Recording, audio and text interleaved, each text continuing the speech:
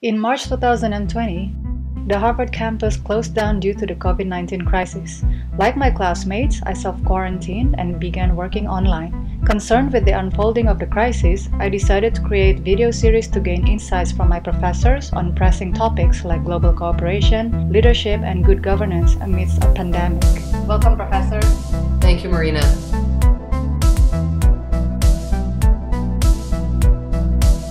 In a matter of weeks, 3 billion people of the most vulnerable in the world will be at risk.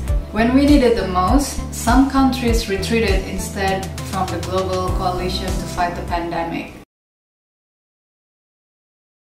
So my only case to be made is that we are connected. We're not going to be able to return back to normal in the United States or in any developed economy until this virus is not raging out of control in other parts of the world. My expectation is that this will have to change at a certain point and that there will be this recognition of this connectivity. But just as we experience domestically, if you wait too long to have that realization and to build that global coalition, it can be too late.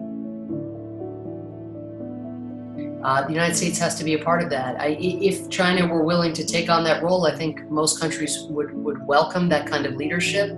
But China, for all of the strides that it has made, both in pulling people out of poverty in China, but also in taking leadership positions on climate, it's never built a global coalition. And so it can't be China.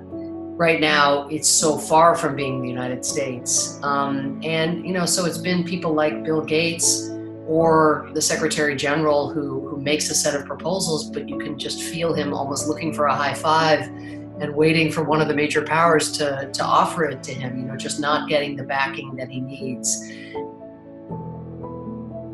For the WHO to proactively build a global coalition, it needs the powerful countries within it to be taking those initiatives. I mean, the WHO doesn't have any extra money apart from the assessed contributions that member states were making and then voluntary contributions that member states make every year.